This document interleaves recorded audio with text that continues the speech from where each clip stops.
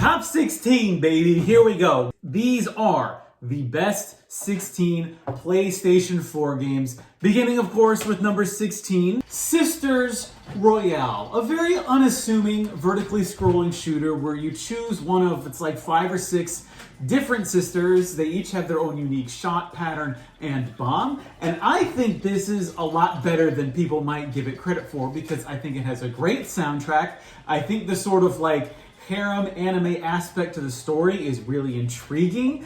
And I like the system that I think was introduced with Cyverior, where the closer your character gets to the shots, not only do you get more points, not only do you add more to your score, but your shot gets more powerful. And so it really, I think, adds something that's distinct to shooting games in the modern era where, you know, in the past you only had a certain amount of continues or a certain amount of lives that you could have before you had to reset the whole game.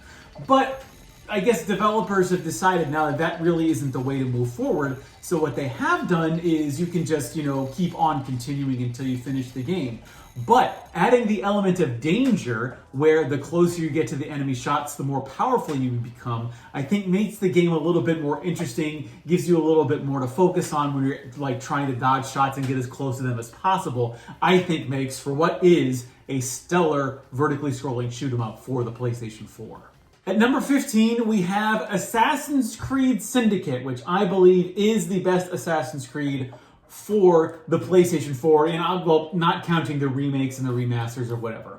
What I like about Syndicate is that it incorporates everything that I like about open world-ish video games. You've got past society that was actually more advanced than current society. This takes place in Victorian England, Victorian London to be specific. Was that a thing in like the early 2010s to mid 2010s? We just decided that all games needed to be set in the Victorian era. I don't know why that happened, but Syndicate, it's got your headquarters is on a train. Could you possibly ask for anything more in a game? Well, I think you could ask for the gameplay of Origins and Odyssey, which I think smooth things over a little bit. I think the gameplay of those games are more fun, but overall, I believe that Syndicate is a better game because the story is slightly better. It's got trains, it's got being able to liberate different areas of the city. It's got side quests that actually feel really cool, like you can talk with Queen Victoria and do some cool stuff for her. Syndicate is the last Assassin's Creed game that I have completely cleared and actually went through the whole rigmarole to get the best possible gear, so that's why I remember it so fondly. At number 14 is another open world game. Are you starting to see a pattern here? Now, I haven't randomly chosen these games, it's just incredible to me how many open world games there were in the middle 2010s, and I think to a certain extent today. Horizon Zero Dawn is one of the better ones of them, where you like walk around like Colorado, I guess. That's another thing. We'll talk about this when we get to Last of Us Part 2, but what is the deal with the mid-2010s and the American West? Like there's Red Dead Redemption, Last of Us Part 2, and Last of Us Part 1 also for the latter half of it. And then we've got Horizon Zero Dawn, which also in a weird way, much like Syndicate, has a past society that was more advanced than the current society. I like being able to use bows. That's another thing that happened in the 2010s. We got obsessed with bows all of a sudden because I guess part of the stealth aspect, every game had to have a stealth element to it, and bows, I guess, are the quietest ranged weapon you can have. I don't know. The one drawback to this game, I think, is the crafting system. I talked about it when I discussed Breath of the Wild and how I think it actually kind of holds it back. But I'm not the biggest fan of crafting systems in-game, and I think Horizon Zero Dawn takes it up to 11 because you actually have to craft arrows in the middle of combat, because even if you have like 40 or 50 arrows, you're going to be ending up going through sequences where you have to use all of those arrows and craft even more of them. I don't like that because I'm not like in the middle of combat. I just want to focus on not dying. And so when I have to do both not dying and resource management at the same time, my brain can't handle it. And that's why I didn't actually end up clearing Horizon Zero Dawn. I got pretty far, but I think I just didn't really want to move forward. Although the story was really cool about discovering like what happened to people and why you've got all these like cybertronic animals walking around. That is really cool. I love being able to like hack in to animals, sort of like Avatar, but I think in an even cooler fashion. There's a lot going on for Horizon Zero Dawn. If you're looking for an open world game, it's very fun, although I don't think it is the best open world for the PS4, but we'll talk about that when we go up the ranking. At number 13, we have The Last of Us Part 2, which I talked about when talking about Horizon Zero Dawn, because this happens in Wyoming and Seattle, I guess. I was a big fan of The Last of Us Part 1 because I think the story was, I think, a little bit more emotionally interesting because you really got into the characters, and the characters were related to like the overall like zombie apocalypse. But I think what happened with The Last of Us Part 2 is they wanted to like include some more open world stuff. So you like are walking around Seattle and it's its own open world thing. You've got areas to explore, whereas Last of Us Part 1 felt like a much more straightforward narrative.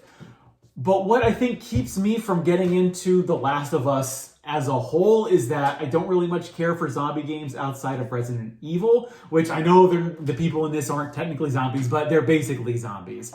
And also crafting, I think there could have been a little less crafting involved, but of course that's the carryover from Last of Us Part 1. It's another one of those things where it's almost exactly the same as its predecessor with some more open world mechanics introduced to the game.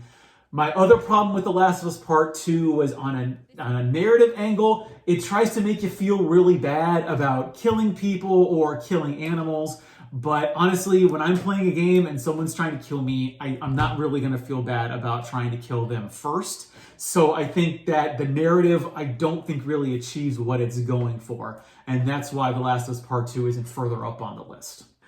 At number 12, we have what was called the Best of Show E3 2015.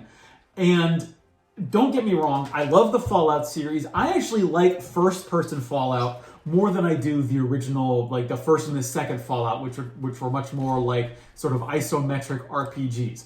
I love the first-person aspect of it. I like being able to shoot enemies in the head and being able to do substantial amounts of damage.